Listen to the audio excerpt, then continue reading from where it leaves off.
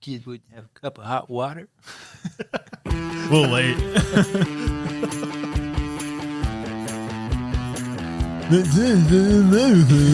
Look, there's no laughing this episode. I told you my face hurts from laughing. And Dumb and Dumber. What did I say we were going to talk about next episode? What are the one guy that's like I forgot. Oh my! Oh, That sounded painful. Can you not do that? can you stop? It's when I dislocated my jaw playing football.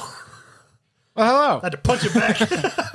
Welcome to Entertain This, a podcast about movies, TV shows, video games, and weird mouth noises. And weird medical ailments. All right, stop it. People are going to turn off the show. Yeah. My name is Hayden. With me, I have Mitch Hello. and Tam. Hello. Today, we're discussing stuff that we've seen and or played. Yes. Very robotic sounding. Yep. We are discussing. We're discussing movies we've played. Lots of things. But before we begin, social media Mitch. Go Tom. Hayden. Mitch. Well, you go to entertainthispodcast.com, which will take you to our Facebook group and page. Will it? You can also go to @entertainthis_, which will take you to our Instagram, TikTok, or X. And then we also have our YouTube, which I forgot to mention last time, which is @entertainthis59 because we can't use underscores on YouTube for some reason. Hey. Lame. But you can listen to all the podcasts there, or has a link to our podcast that we can listen from. Anywhere that you would listen to podcasts. Yeah. We're there. Yeah. Pretty much. We have a presence. Huge. Huge. You're tremendous. My people tell me it's the biggest podcast. All right, let's get the worst review out of the way. Tom, go first. Why did I know you were going to just choose me? Because we don't know. I don't know what you're reviewing. Oh, I watched a movie. was it from this decade? It was from last year. Ah. When was this released? December 12th, 2025. Was it The Gorge? No, Fackham Hall. Oh, that's right. Yeah. Okay. Go ahead. Directed by Jim O'Hanlon. Written by Jimmy Carr, who, if you know who that is, it's an English comedian who pretty much specializes in writing the most offensive things humanly possible. He's a very deadpan, straight-laced British comedian. It's funny when he starts to like lose it. Yeah. When he starts to with laugh. hecklers and stuff. Yeah, his dealing of hecklers. Just watch that because that's pure gold. Because those people are not prepared for that guy. No. Nope. I think people heckle just to get him to do it. Yeah. It's like, we don't care what your real written set was. He's really like, I wish I was talented enough to have a coherent thought process without sounding stupid on the fly like some of these people can, where somebody can insult them or say something and start And to in act half like a second, he's already generated you his just response. destroyed their generations of family, you know, with a retort. And I can't even like order something on McDonald's without. You have your order ready, and you get to the window. And it's like, oh, hey, welcome to Zaxby's. Can I take your order? You're like, oh, I'm at Zaxby's. Chicken. No. I want chicken. Do you guys have that here? You guys have the Burger King Whopper? This is a McDonald's. Leave. But this movie is, it's comedy and satire and just making fun of Downton Abbey and like Bridgerton, like relentlessly, because it's stuffy British people and like, you know, the turn such. But this movie, it's hard to describe it because you have the dialogue, which is beyond bizarre and hilarious. Yeah. You have what your like foreground people are doing, which is funny. And then there's jokes happening in the background. It's Monty Python stuff. Yeah. It's not even Monty Python. Like, Yeah, there's always like this three is more jokes this going is on. like more extreme. Really? Because Monty Python would have like a joke at the beginning, and then 2 episodes later, you'd get the punchline to that. Yeah. Like that's how long that they could drag it out. That's a good idea. What if we made a joke today that didn't have a punchline for like a year from now, just to keep diehard listeners? All Or what three if of we them. gave the punchline now? You do know we are the diehard listeners. Yeah. What if we gave the joke? What if we gave the punchline now and then did the joke a year from now and then call back to it to get our like, you know, older episodes to spike? Yeah, Genius. It's a joke time capsule. Remember that joke I told back on episode 302? Yeah. Platypus is wearing hats. That was totally worth it, guys. Thank you. It's like in How I Met Your Mother. It's like, wait for it. And then like the season ended Yeah. just for it to come around the next episode or the next season. But like, because they're lampooning the crap out of it. Like Damian Lewis is like the Lord Davenport guy, where like at the beginning he's talking to his wife. Is he British? Yes, he is. Okay. Which is funny because he played Winners. Winners in Band of Brothers. Yeah. So he is British. He is British. I couldn't tell because like sometimes A lot of the actors in Band of Brothers are all British. A lot of them weren't. I mean, like John Nick's- Berthal. Like a vast majority of them are English. Wait, no, I was yeah, Band of Brothers, right? Yeah, he wasn't a band. No, he's not. No, he's not. That's the Pacific. Oh, the Pacific. Never mind. That's right. But like Nick, David Schwimmer. and David Schwimmer. Yeah, they were American. I don't know. Anyways, moving on. Anyway, so one of my favorite bits is, or the jokes is with the husband and wife. They're sitting there talking about their daughter, and she's like 23. Or so, and she's like she's barren, destitute, shriveled up husk of a woman, and she's sitting right behind him. Yeah. But you don't know that that's her until she turns and addresses her, and you're like, oh, because it's like or the narrator's like they never even have to like lift a finger, and they show David Lewis, and he's sitting there drinking tea. And he takes a sip, and his arm goes out from behind him to reveal that it's a butler who was giving him the sip and walks away. And he just goes, it's just so dumb at points, but it's so funny how like stupid they do it, but layer it with other dumb stuff. Yeah, Like she goes to the party and she like grabs like the waiters come by and they got like the drinks on trays. And she grabs the champagne and just slams it. And then another one comes by and it's flowers in a vase. And she grabs it, rips out the flowers, and chugs the water. And you're just like, but why? it's just like the wild shenanigans that everybody just straight laces it. You And know? the pickpocket, who's so good, he was pickpocketing people's pants. Like it happens a lot in that movie. It's not my cup of tea as far as humor goes. Just like, you know, everybody's socially unaware of the goofiness that's going on in front of you. Inspector what? What? I did like the part where the Jimmy Carr was like talking, The priest, and he's like, but he doesn't know how commas work. yeah, he just kept reading. Like and it would just be these bizarre sentences that are like horrible. Yeah. And it's like, you may now kiss all the choir boys. And then he stops and goes, he's like, you may now kiss all the choir boys will now sing this song. But he's like supposed to be Hitler. What? At the end where they show, you didn't see the end No, of I the didn't movie, finish it. where they show, so the plot basically, it doesn't really make any sense, but you have Lord and Lady Davenport. Yeah. And their daughter's supposed to marry Draco Malfoy, Oh, that's right. Yeah.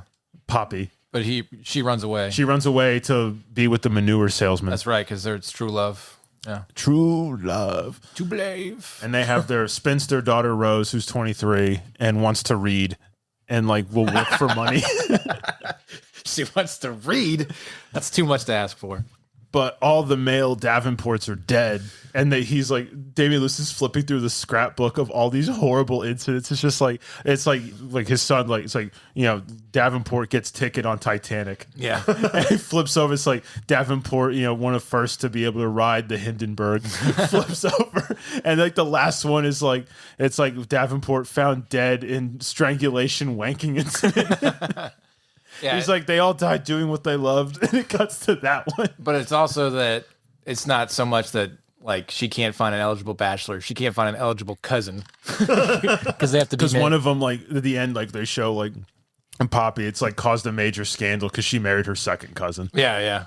It's too far out of the family. It was too far of the family, but they're going to lose Fackham Hall when Lord Davenport dies because there's no male heirs. So they want one of the daughters to marry Archibald, who's Draco Malfoy's character. And Poppy runs off, so they try to get her to marry Rose, the other daughter, but she's fallen in love with Eric, no one, which is Noon, just Noone. I've met a guy with a name like that. Yeah. And he's like, it's pronounced no one. No, he said Noon, the guy that I knew, but we would call him No One for funds. But yeah. What a twist. He got really pissed about that. And he's like an orphan pickpocket, and they give him like this letter, and like they said, it's like, oh, go deliver this to the Davenports.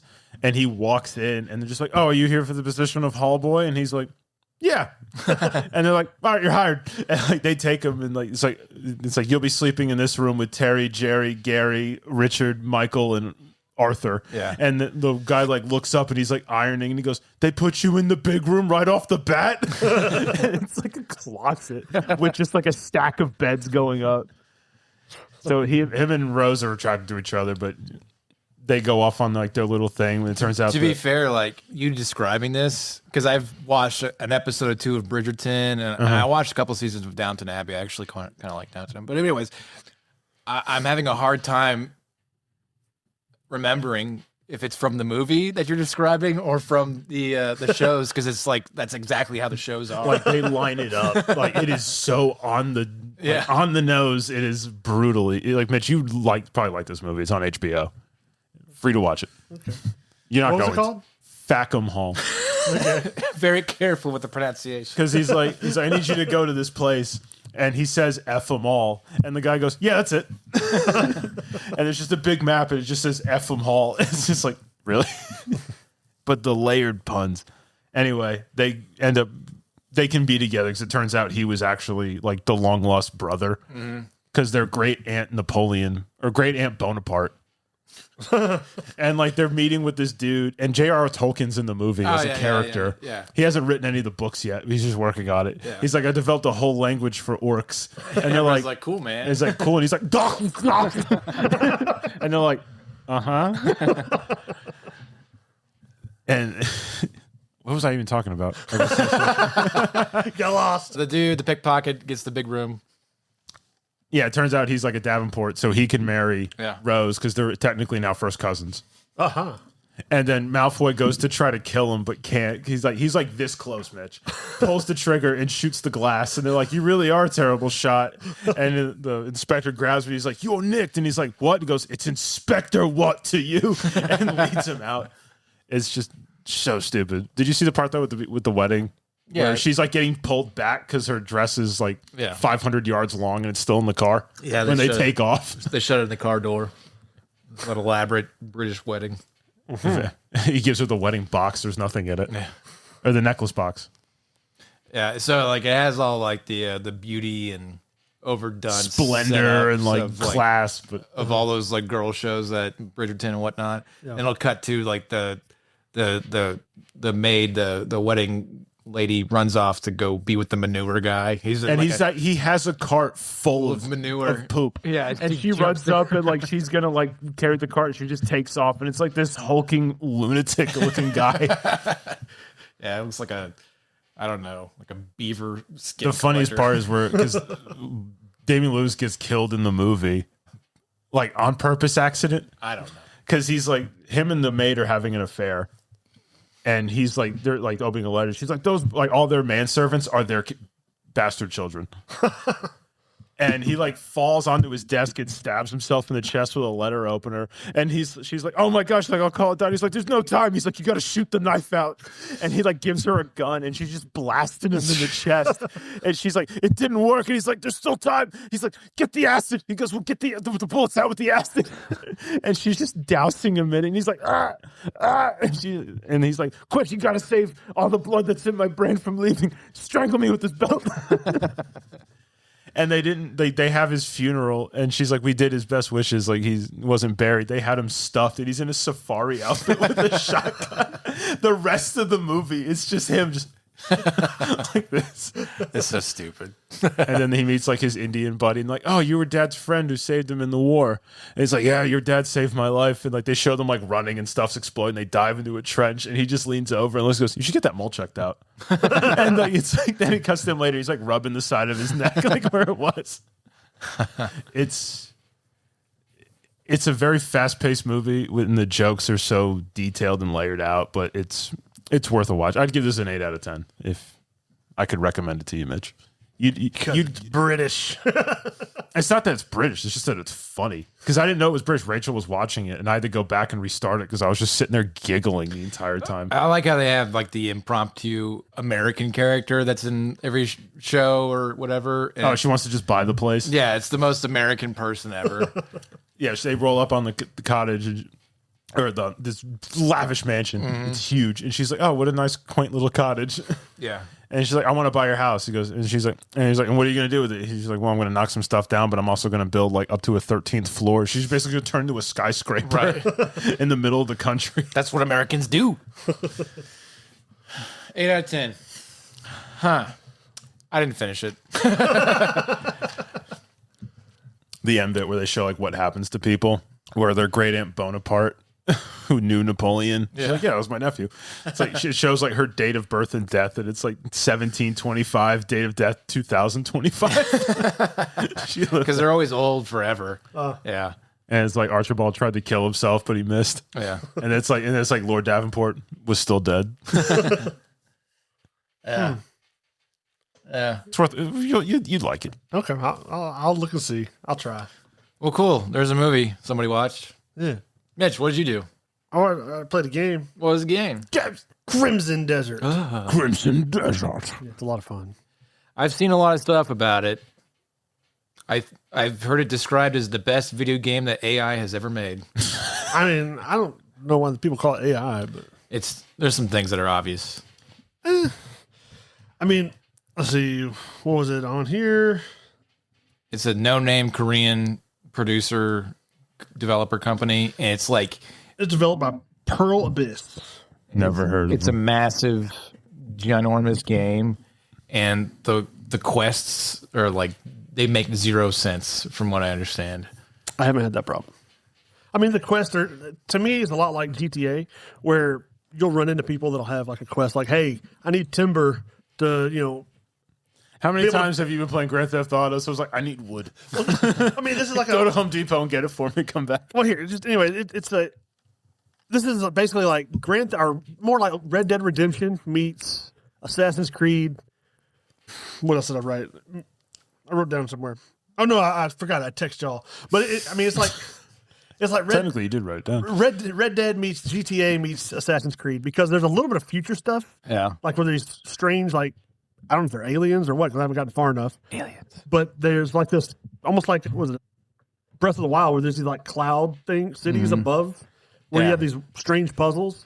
Yeah, I'm not saying this is a bad game. I'm just saying that it shamelessly rips off of a whole bunch of other games. It does. It does a good job combining it all, but it's almost like they walked into a game, market store and was just like, we'll take that and we're going to take a little bit of that, sprinkle in some of that, And that for dessert. Well, basically, you start off as this character named Cliff, which I don't know if he's like Scottish or what, because he has like the blue face paint. Yeah. And he kind of has like a Nordic or Scotlandish kind of Scotland. Scotland. Scotlandish. Scottish. Scottish. He's got an accent, but Does he sound like William Wallace? yeah, kind of. Yeah.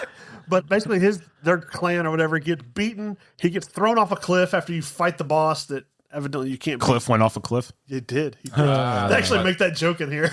Good. AI knows a good pun when they see it. But basically, you're going through this town. You're trying to regather the people that were left. That were survivors from the attack. Rebuild that. Make your own camp, and then these magic or alien beings. You run into them, and then they kind of give you hints at stuff. I mean, there's just so much to the game that I don't really. Yeah, I get lost. Like, there's so many mechanics, because I was just watching like how do you get started, and I was considering buying the game because it's $70, right? yeah. Ugh. And the dude for the YouTube video was like, well, 15-hour tutorial, and I was like, There's no 15-hour tutorial. The guy was just stupid. He just couldn't get past it. Yeah. Are you? Do you have access to every place in the map right Yeah. now? Okay. Well, And I'm only on chapter 4 out of I think 12 or 13. all right. I don't know how it works. When you come in, you can go anywhere from the start. Yeah, but you can't do everything right from the start. You just about can, yeah. I mean, I've already gotten. I haven't done but 2 or 3 actual of the main missions, but I've already got a sword that's level. Because it starts off. I think it started off at 7. I have mine up to 27 now. Yeah. So the main just what do you call it, the fodder kind of guys that come out there. I can one hit half of those. Yeah. I heard there's a lot of grinding that you got to do at some points. Well, because in this you don't just level up by getting XP. You kill people and do things, and it'll raise up the meter where you can apply this token towards stuff. But I mean, it's not just like, hey, do this mission, get XP, level up.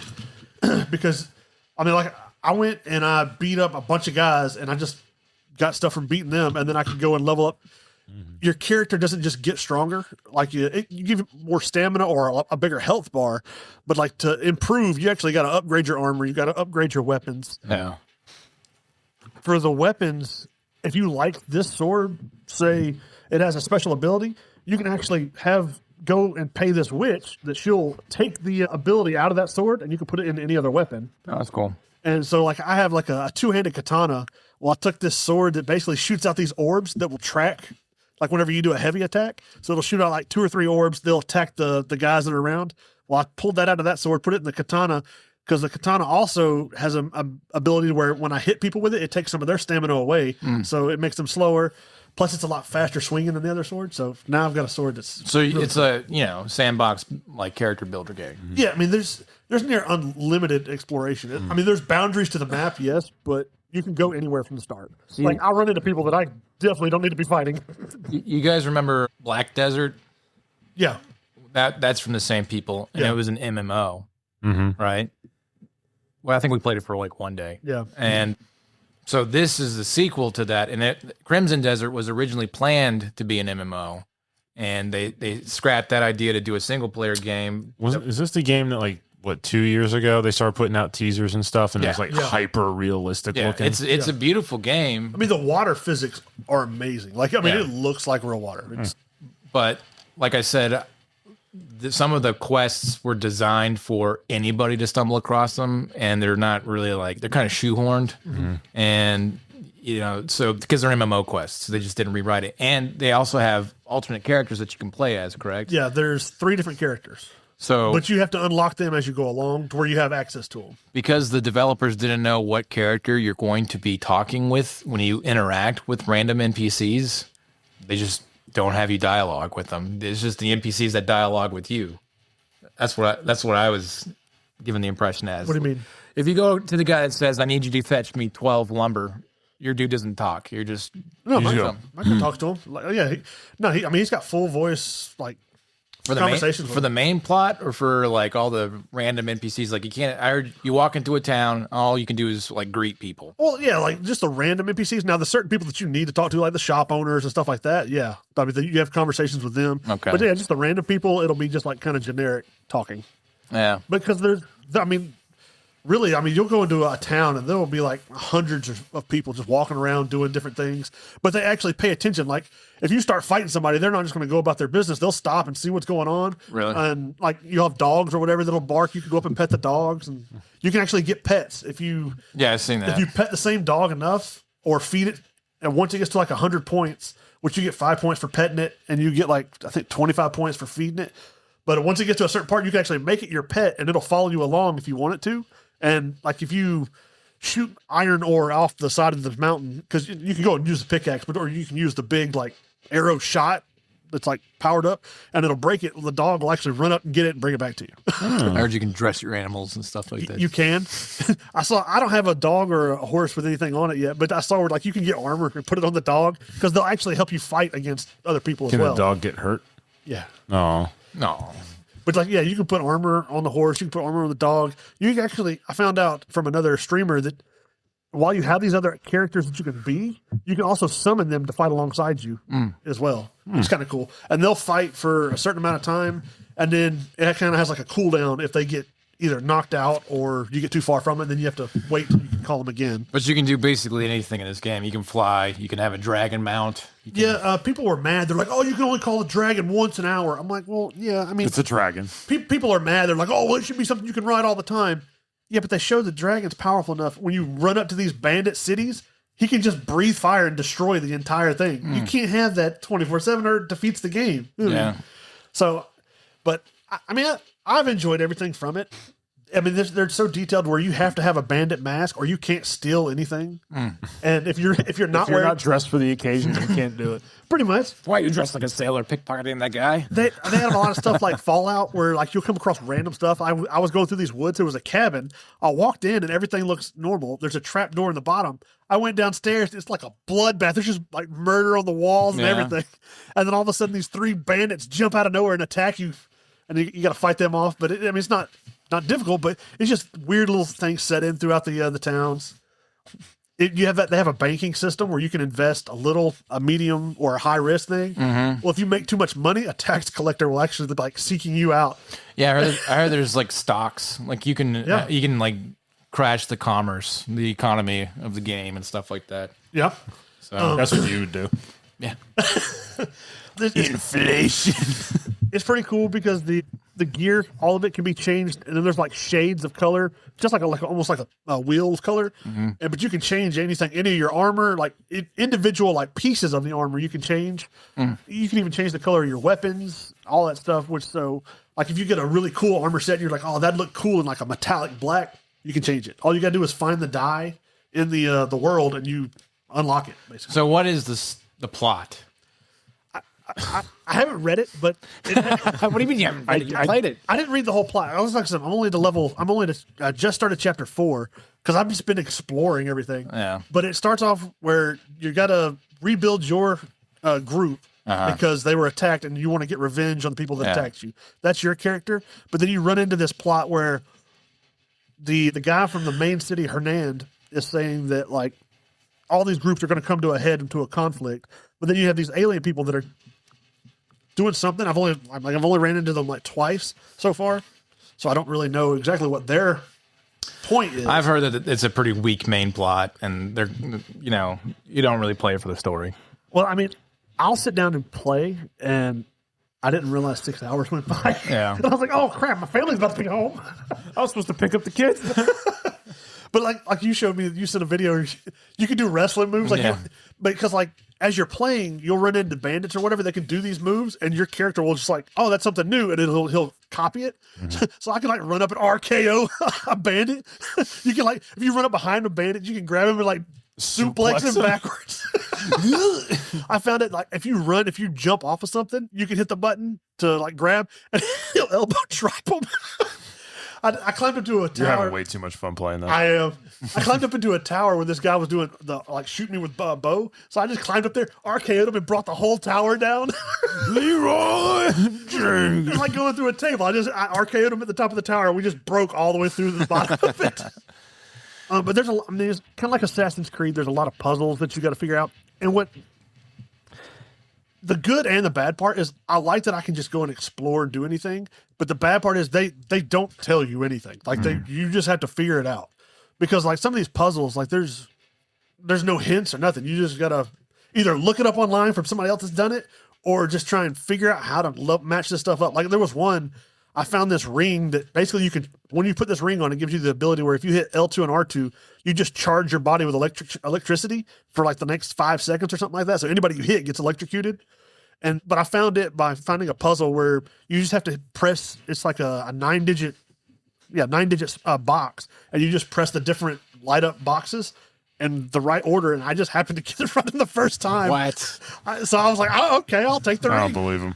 I did because like it was like a top left, bottom middle, and then middle right hand side, and it just I don't know. I just pushed what seemed like to push, and Okay. I got lucky. He Googled it. I got lucky. No, I Googled all the rest of them. I'll tell you that. Okay. But there's things like arm wrestling that you can go and do at the tavern. Yeah, it's like rocks, paper, scissors. Yeah, you do rock, paper, scissors. You can go play it. It's like a form of poker where they're playing like these sticks. The weather is really cool.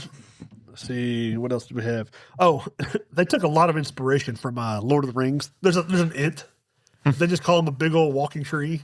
Is what these The big old walking tree. Big old walking trees. because it's almost like these little hobbit like children like characters that I guess they live forever because they just disappear and they're magic and they live in the woods. They do. If you get close to their city before you unlock it, like before you do the quest or whatever, if you get close to it, they'll just like it shoot you with a blow dart, and knock you out, and drag you away, so you can't go into their town. Like, no, you're not ready for that. You got to get the thing on top of its head and bring it back to them. to let you in. You go kill the ant. Which then unlocks. You talk to the research girl, little girl that's at the town, and she gives you infinite arrows. So I can just keep shooting regular arrows. Granted, they don't do a whole lot of damage, but You still have infinite. you can do bounties where you go hunt down people, and then you actually have to bring them back alive or dead, depending on how much money you get. Dead or alive, you're coming with me. There's one part where I found in Norse mythology the big snake. Oh, yeah. There's a snake on there that's like 4 feet or 4 stories tall, and it's just like floating around. I didn't bother fighting that. I ran away. Nope. Because his health bar just stretched across. I was like, oh no, I'm going until I didn't have nothing but like a regular sword at the time. Nope. And then they have a horse. Basically, it's Shadowfax because it has near infinite stamina and speed. So you can run across infinite spaces, whatever, and it never get tired. They have, let's see, there was a character called the Devil in the Reeds. That was a cool mission. It's this guy that's wanting revenge on a bunch of people, and basically it's like the walking into the gladiator when he's walking into the big wheat field. Mm-hmm. He's just walking with his hands out. Basically, you walk into a big field like that, and all of a sudden this guy pops out and he's ready to fight, and he's like super fast, and he can disappear and then reappear behind you. That's a hard fight. It's pretty fun. But you build up city reputations, like whether you do good deeds or bad deeds. Mm-hmm. Would you say this is game of the year? I mean, it's up to me. It would be between this and Ark Raiders now because that's the 2 best games I've played. Well, this is or heard about. This came out this year. Ark Raiders came out last year. Oh, well, yeah. So far, then, yeah.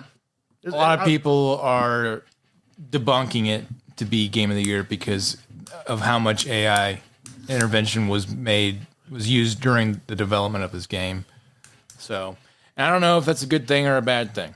I don't know if I think that no matter how advanced AI gets, you can tell when something has a human touch with story or with design or whatever.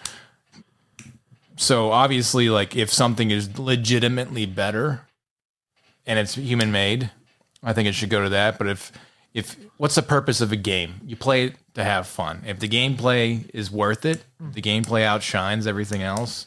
Stories, in my opinion, a great thing to have, but maybe not the best.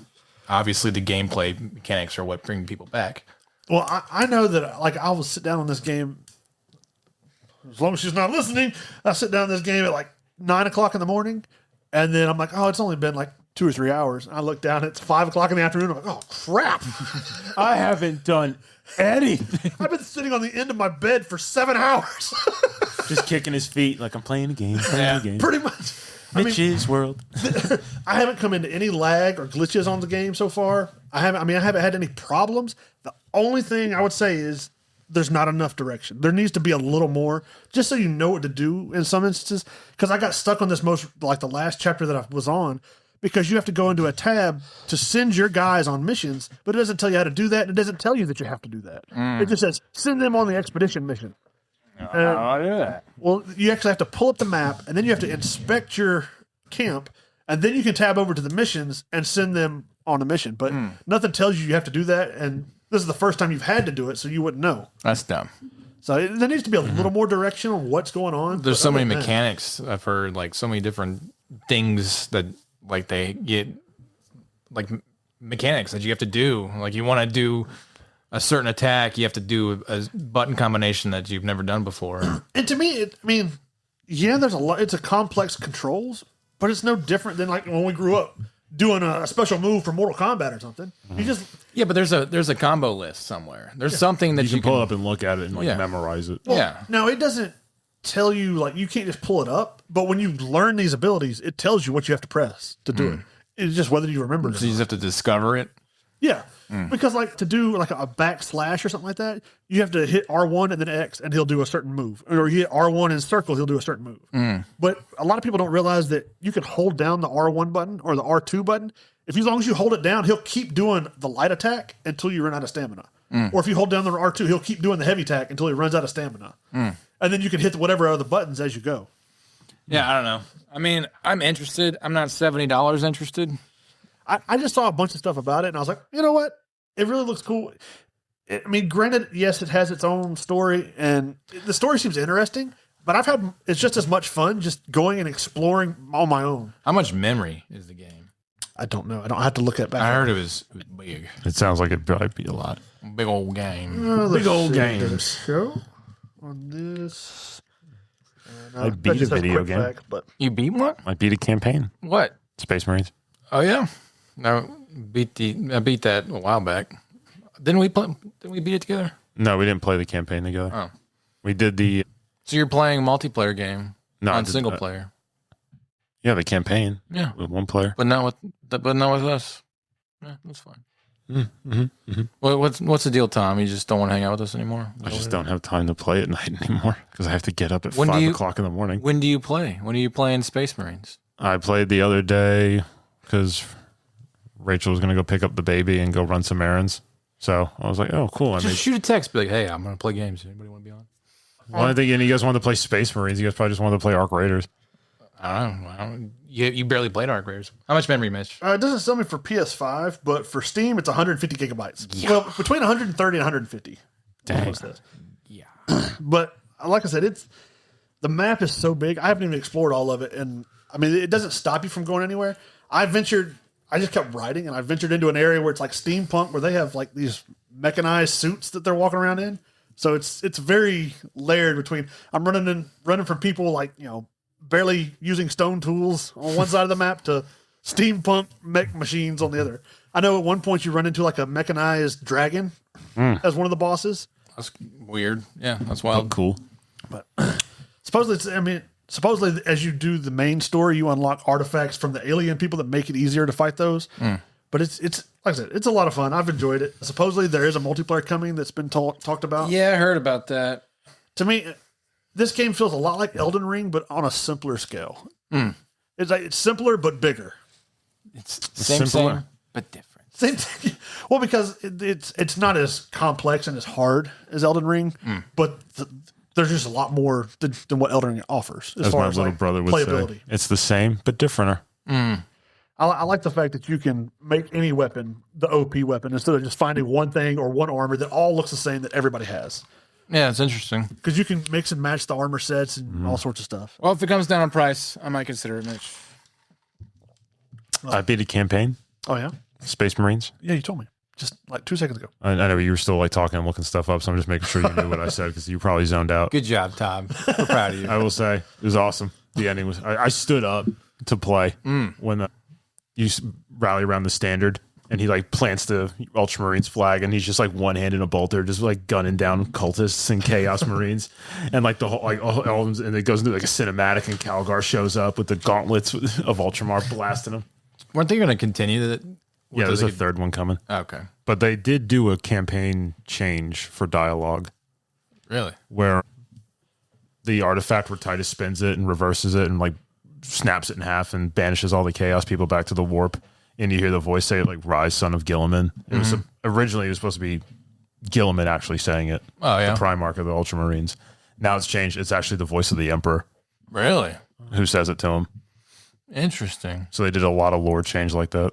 Well, I wonder if they're going to do something huge with the third game that's going to change the 40 years of lore. I did play the some multiplayer. They added a lot of stuff. The co-op stuff was fun. The co-op stuff, they've added a lot. There's like the Hellbrute challenges now. There's like Horde mode. There's like, because there's only 6 I knew of, they like were adding of the Horde co-op mode. missions where you could go and do. Yeah. Now there's like 12 or like 14 or something like that, I knew they said they were going to add Horde mode when we first got it. I wasn't sure. which it looks really fun to go do it. And Well, I would do it. if you have it, Mitch, or get it, the Blood Angels Champion pack. The Blood Angels Champion armor is like all plated gold with red, and it has like the angelic face helmet with like the hair and stuff too. It has like spikes coming up like he has a crown on. And I was like, Mitch would wear that. But then also I know you actually just get the Black Templar armor. For Crimson Desert, there's an armor that looks like Sauron. He's got like the spiky helmet. Nice. He's wearing all black with like his whole face mask is covered and looks like almost like eye sockets and stuff. And there's also one that's called like I don't know if it's called the Black Crow, but it basically he's wearing like a cloak that's all feathers, and he has like a helmet that's got like a beak and stuff on it. That's pretty cool. He's got a sword where when you hit with the sword, these crows shoot out and then they home in and attack the people. That's pretty sweet. It's Hayden's weapon. Once I get that, I'm going to pair it with the that little orb, halo orb things. Yeah. Because you can put both of them on the same weapon. Sending crows and OP. orbs to get people. Corbs. Corbs. Or orbs. Well, all right. I'll do a show. What'd you watch, Hayden? Paradise. Oh, somebody told me I should watch that. I haven't seen it. It's all right. It's from the people that made This Is Us. And my wife, I watched like a season of This Is Us, and it's a show about where everybody understands what's going on except for the audience, and I hate that crap. So, I saw the first episode and I was confused. yeah. So, Paradise is not that as much. There's a mystery that only a few people understand. But essentially, the first season takes place where you see the Secret Service agent for the president go to the work, and he goes to check in on the president, who's played by Cyclops. And Marsden. yeah, and the Secret Service guy, he's the black dude from This Is Us. I don't remember his name. I should probably look it up. But Because it's the main character. yeah, he is the main character. He's a good dude, a great actor. He definitely carries the show. But anyways, he goes to check in on the president. The president's been murdered. Dun, dun, dun. And that's like in the first 10 minutes. And then like what he's trying to do, his name is Sterling K. Brown. What he does in the first episode is try to like get time to understand the murder before like outside people come in and take over and stuff like that. In the very end of the first episode, they're having these cutaways to when the president's alive throughout the episode, where they're discussing like the apocalypse is coming and all this other stuff, and we need to have a contingency plan. So they make this world in a Colorado mountain called Paradise, and once you find out that that's what they're planning on doing, it goes back to the secret agent guy like leaving the murder scene of the president, and he walks outside and it zooms out and you realize that they're inside the city, underground. And I didn't get to that part. yeah. So like it's a kind of like a flashback, what happened in the past that led them up to this point, and then what the politics and chaos that's going on while they're underground kind of thing. So it's like a mixture between Silo and Lost a little bit. Okay.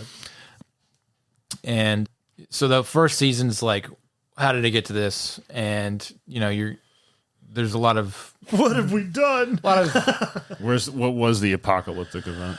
well, it's complicated, and they do the thing where like It's either an asteroid or nukes.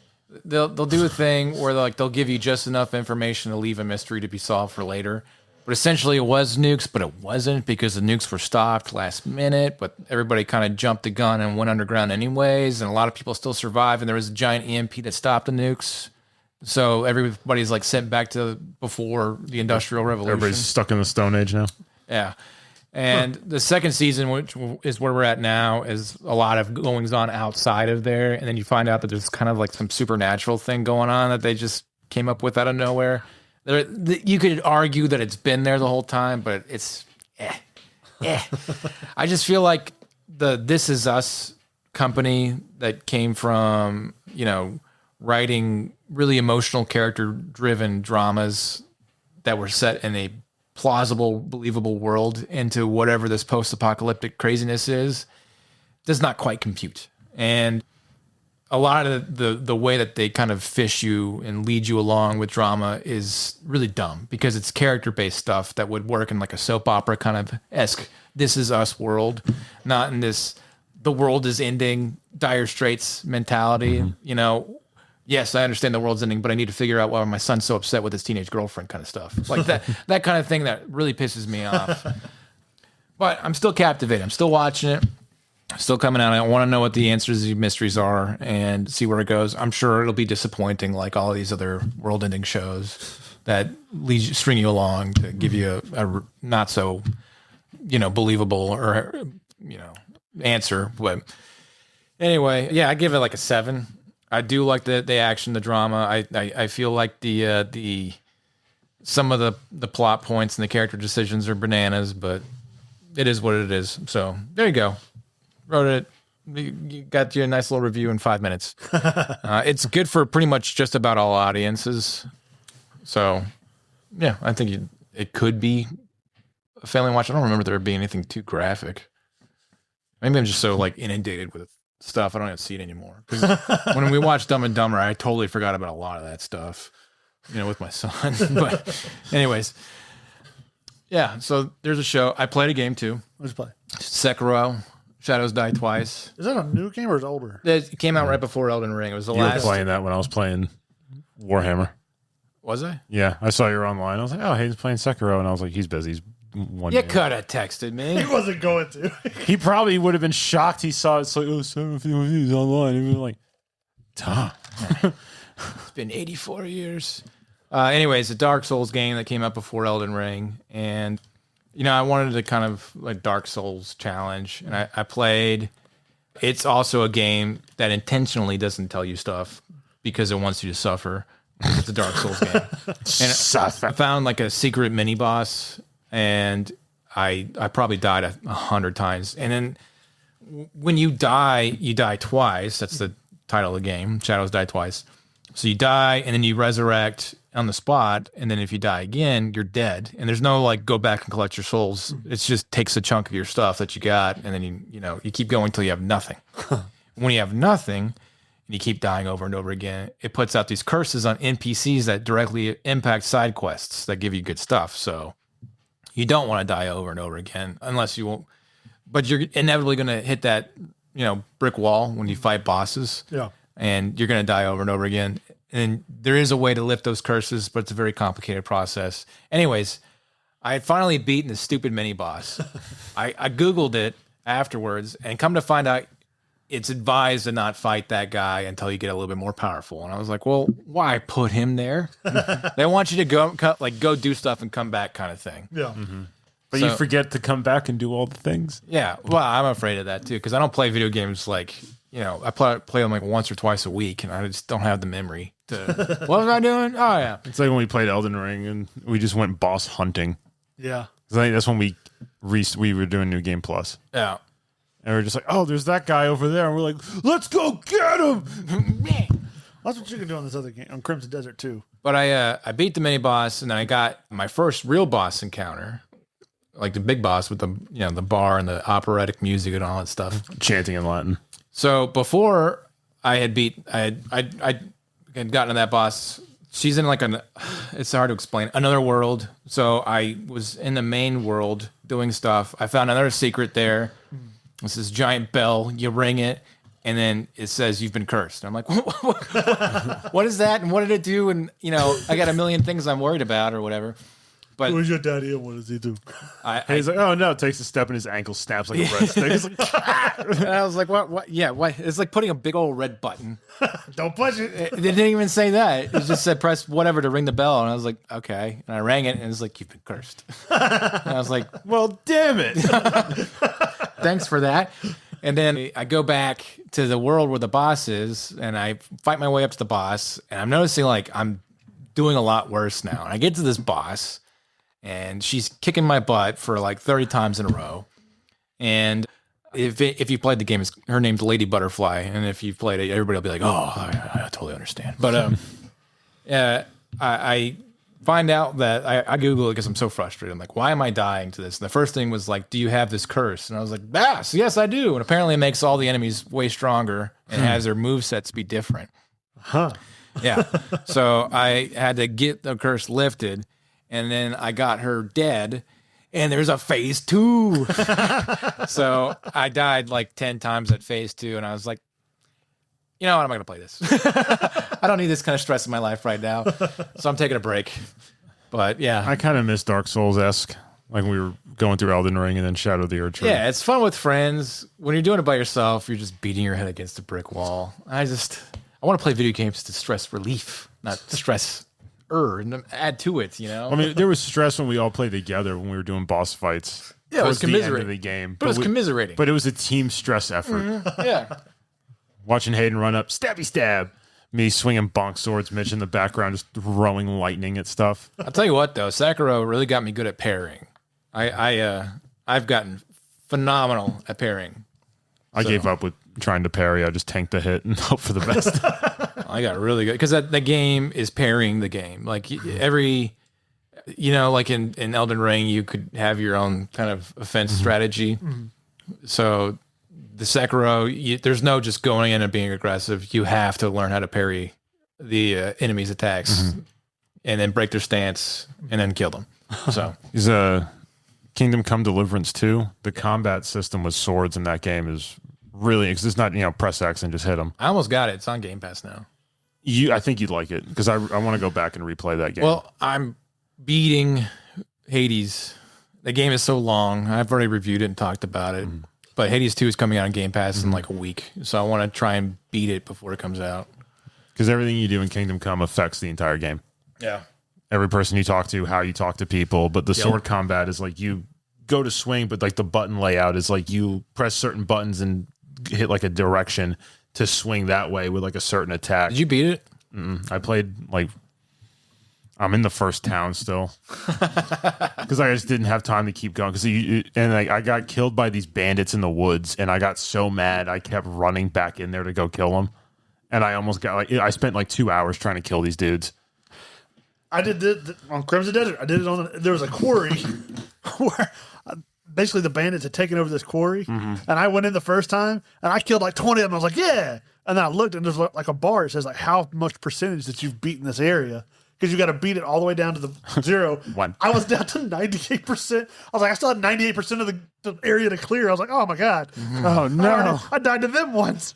So then I went and upgraded all my stuff. I came back and I wiped them out. Wiped them out. Because like as you fight dudes, like if you get like if they have like chinks in their armor, like the game counts that as like they're not defended there. So you can go to swing, but also if you swing and deflect the sword, like you're parrying at the same time.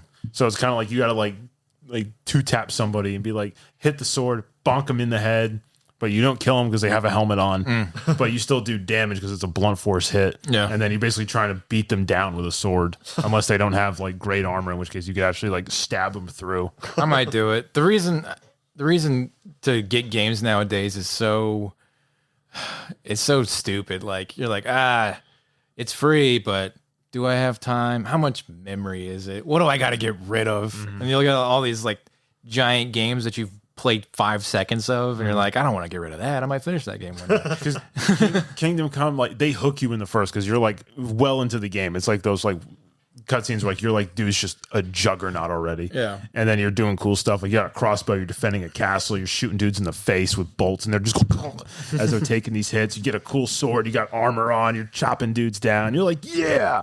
And then it's like, and then you get like knocked out or something. And it's like beginning of the game. Nice. And you're like, damn it. Nice. But the tutorial is so long. Games because there's so much like interesting like nuances like to crafting, to fighting, how to do stuff, learning how to actually talk to people in the game. I like games that have blended tutorials. Like Dark Souls games are pretty good at this. You don't really know that you're still learning stuff halfway through the game. They just do a good job of trickling in stuff. Oh, the first steps. Yeah. It's like, this is you learning. Yeah, good for you. Good luck, guy. You're starting out. Buddy. Your first boss fight, Soldier of Godric. Yeah. And there were people who thought it was really hard. Like they kept dying, and it's just like every time we would do New Game Plus or like we'd come back to it, it's just like, how many times I got to teach you this lesson? Old man? They give you a false sense of security the first time you're playing because you kill that. You're like, my first boss, I one-timed him. Wow, I'm amazing. And you're like, And you see like 4 or 5 soldiers, you're like, I could take him, and it's like 32 seconds later. No, 32 seconds later, you step outside the cave and there's that dude on horseback. Yeah. And you're like, I want to kill that guy. No, you're not. No. No. All right. I should also mention that I watched the movie. Oh, yeah? Project Hail Mary. Oh, yeah? I have read the book twice. Because What's it about? The book is amazing. Essentially, there's this dude named Ryland Grace. He's a science middle school teacher. A middle school science teacher. That's the right way to say that. Science middle school. science school. In science school. Big old science. And he is recruited by this international government agency to stop the world from dying. And the reason why the world is dying is there's these alien life forms that's slowly consuming the sun's energy that are surrounding the sun and Venus.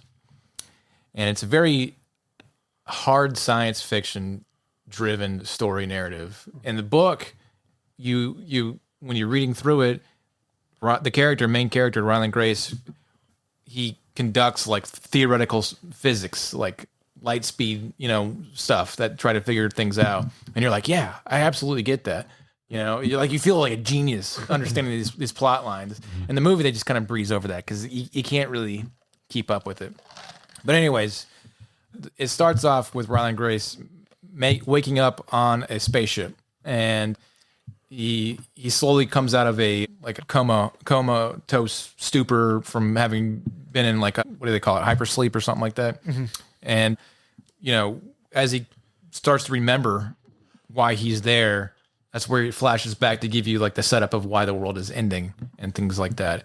And then the movie kind of spoils a lot of things from the book, which is really niche mystery stuff that is really well done and developed as the story comes out. But the movie, they throw it in the trailer. His job is to go to another star that is not affected by this alien entity, these microscopic specks that steal sunlight. And when he gets there, he gets an encounter from another alien, which is intelligent. Mm-hmm. And it's this pentagonal looking rock thing that can't see. They don't have eyes. It's just a rock with legs. And he names it Rocky. And it communicates through whale speak, mm-hmm. Just harmonic moaning. Yeah. Mm-hmm. And he develops his own language translator computer program, and they develop a language together, and they solve this sunlight eating entity thing problem, together. And the ending is an amazing ending, and all the crazy science fiction stuff that I'm trying to explain to you guys in 3 minutes, which sounds ridiculous, but it's really well produced and how it comes out. And the movie does, surprisingly, a really good job. It does it like a movie, though.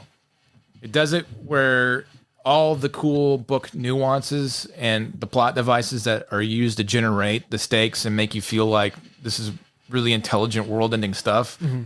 it breezes over because it's a 2.5 hour long movie, which is long for a movie, but barely scratches the surface of the book. So, but Ryan Gosling, who's a huge fan of this book, I think he read the manuscript before it came out, even when the book was published, was sold to be this character and got the rights to it immediately, and has been working this movie for 6 years, mm-hmm. getting it made a certain way.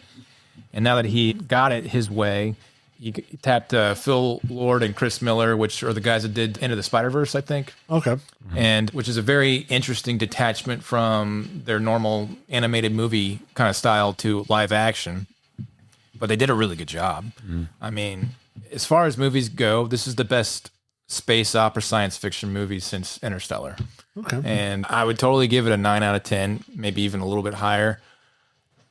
I really enjoyed it. I would totally see it again. I think everybody should see it. It's a great family movie. There's no profanity, no unnecessary sex stuff, or there is no sex stuff, and the stakes feel legitimate and real, and it's not over the top. The intensity and scary situations have good payout, and yeah, it's an intelligent movie, and I think there needs to be more stuff like that. So, would recommend. Okay. Yeah. Do you have any news or anything? Yeah, there's a Lord of the Rings movie coming out. Yeah. Oh, great. What's it called, Tom? Is it The Search for Gollum or something? That is what they're currently developing right now. Peter Jackson, Andy Serkis, and whoever, Frodo. Elijah Wood. Elijah Wood. But they've just announced that they're doing another movie. After that one. Mm-hmm.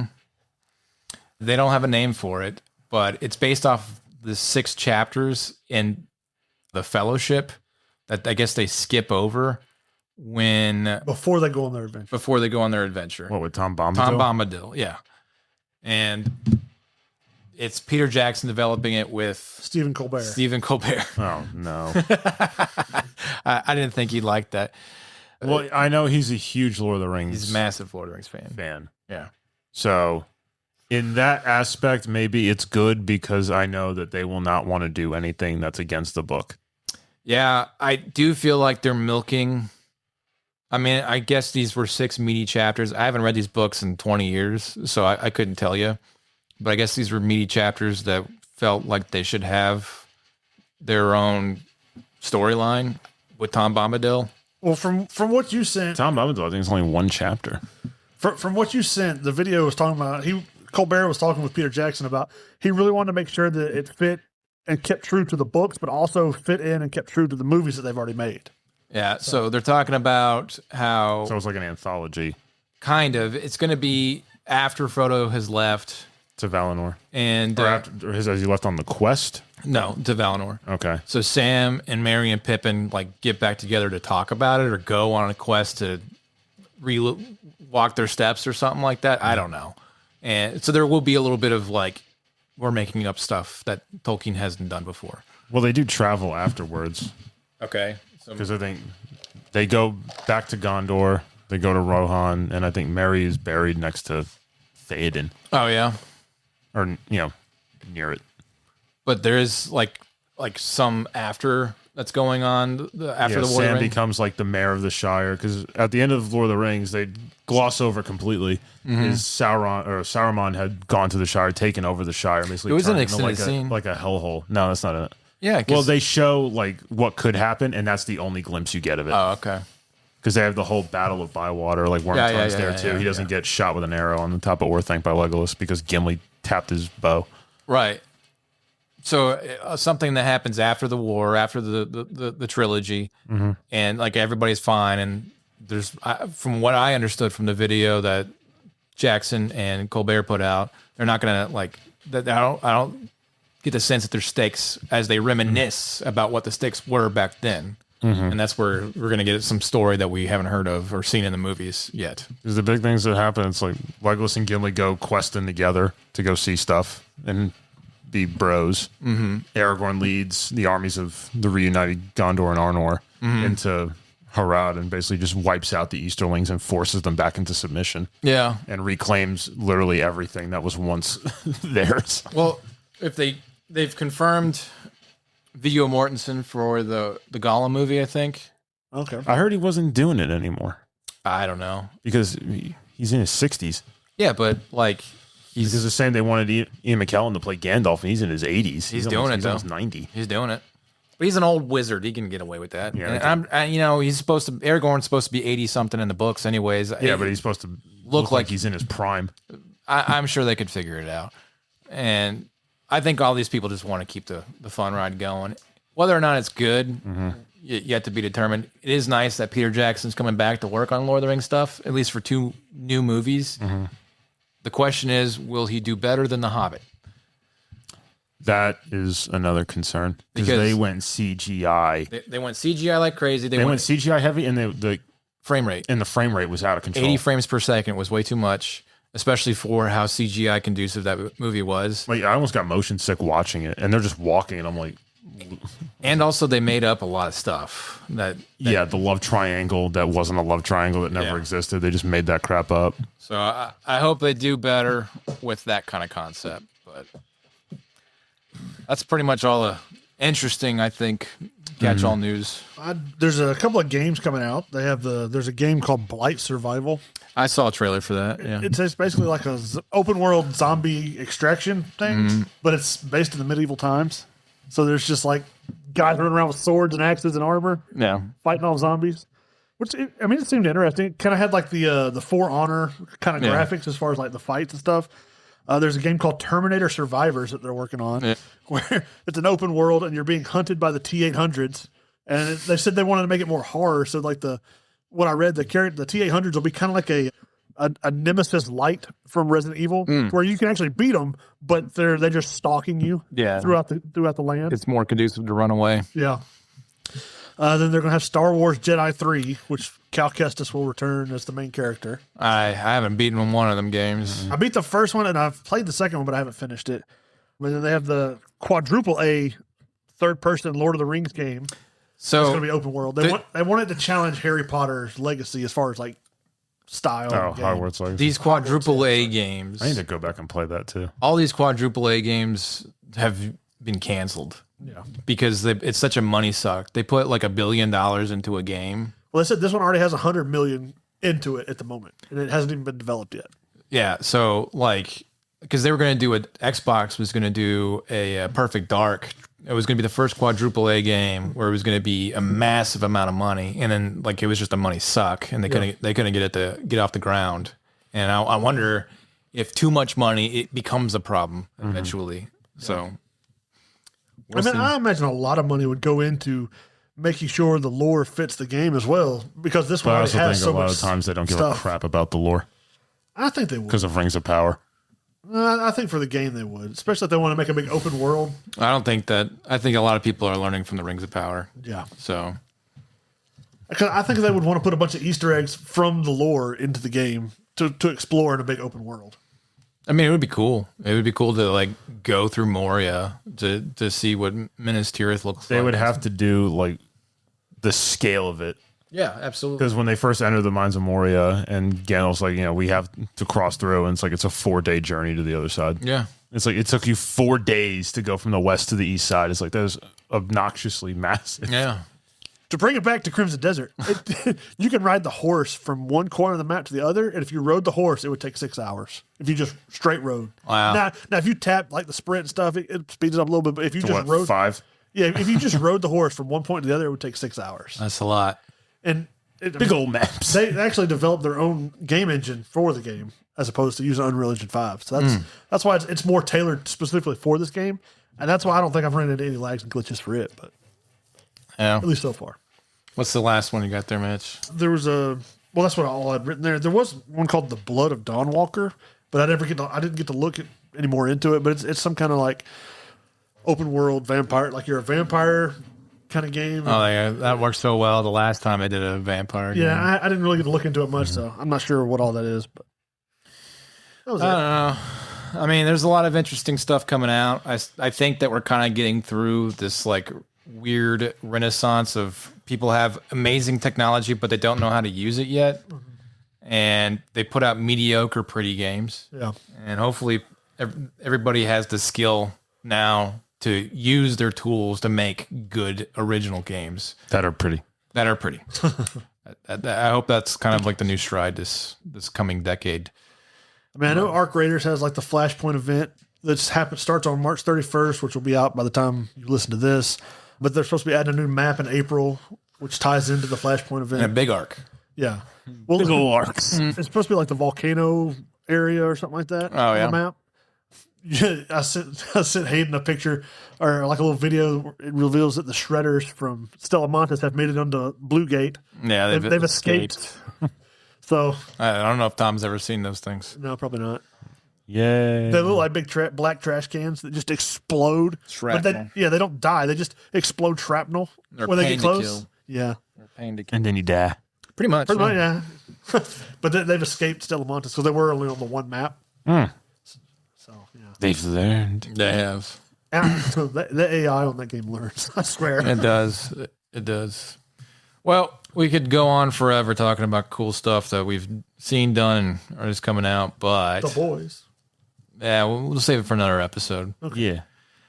Yeah, if you have anything that you think we should talk about, hit us up on our social media and Movie, game, TV show to review. tell Tom that he needs to play video games with us. Yeah. Blow him up. I'll give you his phone number. 555. No, that was your old number. 555. All right, that's it for me, Hayden. And goodbye from Mitch Meh. and Tom. Goodbye. Bye. See you later. Your Honor, I object!